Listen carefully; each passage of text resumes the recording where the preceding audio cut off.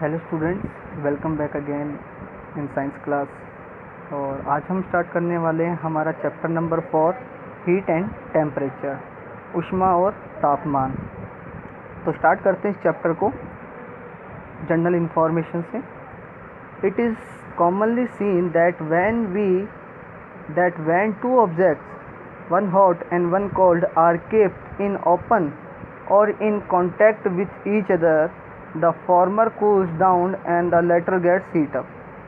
एक बहुत सामान्य से आपने देखा होगा कि अगर आपके पास दो ऑब्जेक्ट है जिसमें से एक गर्म है और एक क्या है, ठंडा है, एक वार्म है, हॉट है, और एक क्या है, कूल है। अगर आप इन दोनों को एक दूसरे के पास पास रखते हो, एक दूसरे कॉन्टैक्ट में रखते हो, तो एक जो होगा, जो गर्म होता है, वो तो क्या हो जाता है, ठंडा हो जाता है थोड़ा, और जो ठंडा होता है, कूल होता है, वो क्या हो जाता है, गर्म हो जाता है। इस बात को चलो कुछ ऐसे देखते हैं कि अगर मेरे पास गर्म टी है और उसको मैं कप में डाल के छोड़ दूँ, तो वो क्या हो जाएगी, थोड़ी देर बाद में, आफ्टर सम टाइम हम बोलेंगे उसको वो ठंडी हो गई है। ठीक है, यही मैं अगर आइसक्रीम को फ्रिज से बाहर निकाल के रख दूँ तो हम थोड़ी देर बाद में क्या कहेंगे, वो मेल्ट हो जाएगी, हम क्या कहेंगे, ये तो गर्म हो गई है। तो एक ही चीज़, अगर दो आप चीज़ों को एक दूसरे के साथ साथ रखते हो, जैसे कि मान लो आपने क्या रखा, आपने आइस और आपने क्या रखा, जो कॉफ़ी है, वार्म कॉफ़ी, उन दोनों को पास पास रखा, तो कॉफ़ी तो ठंडी हो जाएगी और जो आइस है वो मेल्ट हो जाएगी या वो गर्म हो जाएगी, या पानी है वो गर्म हो जाएगा। इस चीज़ को आप ऐसे भी करके देख सकते हो कि अगर आप कोई गर्म, आपके पास बर्तन है, मतलब जिसमें आपने कोई गर्म, आपने कोई चीज़ डाल रखी है, उसको आप ठंडे पानी में रख दीजिए, थोड़ी देर बाद में देखिए जो ठंडा पानी है वो गर्म हो जाएगा और आपकी जो गर्म चीज़ है वो ठंडी हो जाएगी। तो ऐसा क्यों होता है, तो वही हम पढ़ेंगे इसके अंदर। We said that heat is transfer from hot body to cold body. तो हम कह सकते हैं कि जो हीट है वो हॉट बॉडी से, यानी कि जो हॉट चीज़ है उससे ठंडी जो चीज़, यानी कि कूल जो बॉडी, उसमें ट्रांसफ़र हो गई है। But what is that heat, लेकिन ये हीट है क्या, ये ऊष्मा है क्या। In this chapter we will study about the heat, modes of heat transfer and its the measurement.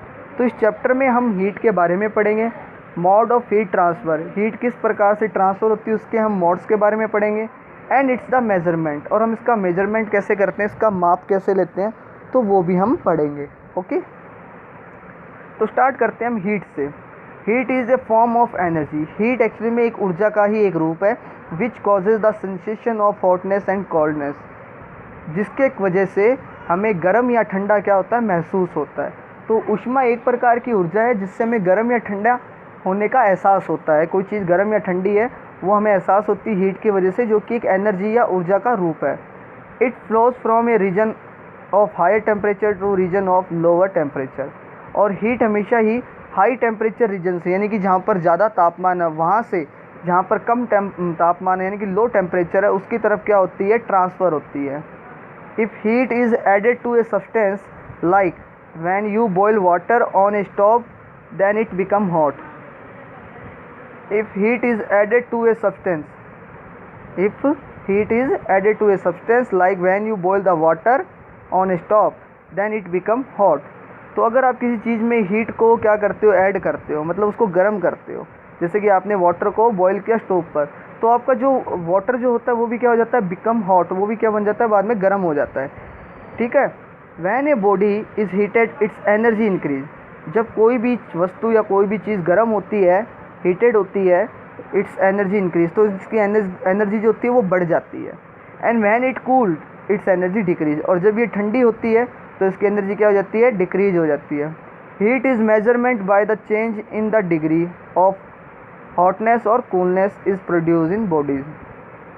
Heat जो होती है उसको मेजर किया जाता है by the change in the degree, कि डिग्री के अंदर कितना फ़र्क आया है, कितना परिवर्तन आया, ऑफ हॉटनेस, हॉटनेस की डिग्री में कितना चेंज आया है, या जो कोल्डनेस है, यानी कि जो ठंडी चीज़ है उसमें उसकी डिग्री में कितना चेंज आया है, तो उससे हम क्या करते हैं, हीट को मेज़र करते हैं। जैसे कि 22 degree Celsius, 23 degree Celsius, 0 degree Celsius, -13 degree Celsius, तो डिग्री में चेंज आने पर हम क्या करते हैं, हम टेम्परेचर को मेज़र करते हैं। यूनिट ऑफ हीट, हीट की यूनिट क्या आती है, देखो यूनिट हर चीज़ में लगती है, हर मैग्नीट्यूड में यूनिट लगती है। जैसे कि हम बात करता हूँ, मैं बोलता हूँ भी मैं मार्केट से 1 किलोग्राम पोटैटो परचेज़ करके लेके आया, तो मेरे को 1 किलोग्राम लगाना पड़ेगा भार के पीछे। 1 किलोग्राम, मैं ऐसे नहीं बोल सकता मैं 1 लीटर आलू खरीद के लेके आया, तो वो जो 1 लीटर है वो लगता है लिक्विड चीज़ों पे, लीटर जो लगता है लिक्विड पे। वजन के लिए हम यूज करते हैं केजी, किलोग्राम। डिस्टेंस के लिए हम यूज करते हैं मीटर, सेंटीमीटर, किलोमीटर, ठीक है। तो वैसे ही हीट को मेजर करने की जो यूनिट है वो यहाँ पर दी हुई है, जूल दी हुई है, किलो कैलोरी दी हुई है, ठीक है। तो हम उन यूनिट्स के बारे में पढ़ेंगे। There are a 2 type of units of heat. The SI unit is the joule. या तो आप हीट को एसआई यूनिट में अगर मेजर करोगे तो जूल में करोगे। This is presently use standard unit of the heat. और जो नॉन एसआई यूनिट है जिसमें आप कैलोरी एंड किलो कैलोरी बोल सकते हो, these are alter units of the heat.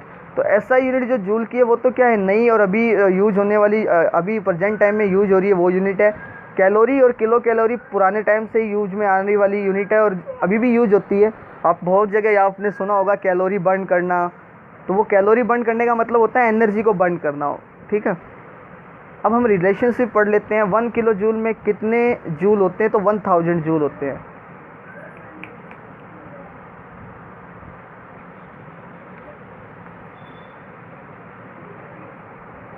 और 1 किलो जूल में या तो आपको क्या बोल दे, 1 किलो जूल ऐसे लिखा हुआ मिल जाए 1000 जूल, या 1 kJ बोल दे आपको, तो भी उसका मतलब होगा 1000 जूल। देखो जहाँ पर 1 किलो आ जाए, किलो आ जाए उसका मतलब होता है 1000।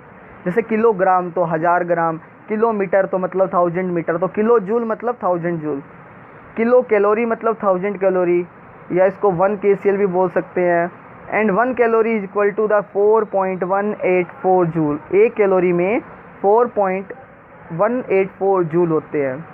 1 kilo calorie equal to 1000 calorie, और 1000 calorie equal to the 4184 joule. तो 1000 कैलोरी में लगभग 4184 जूल होते हैं।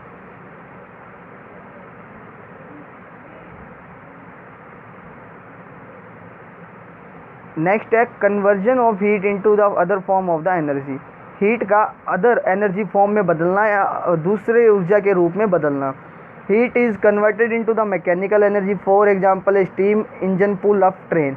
तो हीट एनर्जी को आप मैकेनिकल एनर्जी में बदल सकते हैं। जैसे कि जो पुराने टाइम में स्टीम इंजन चलते थे वो भाप के ऊपर चलते थे, तो भाप जो बनती थी, भाप में कौन सी एनर्जी होती है, हीट एनर्जी होती है। उस हीट एनर्जी से क्या किया जाता था, उस जो इंजन होता था उसको चलाया जाता था। तो उस हीट एनर्जी को आप मैकेनिकल एनर्जी में बदल सकते हो। Heat energy is converted into the sound and light, for example the heat in A fire cracker produce both sound and light.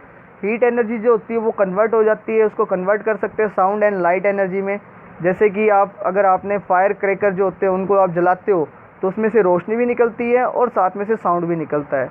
तो वो हीट एनर्जी होती है जो कि लाइट एनर्जी और साउंड एनर्जी में बदलती है।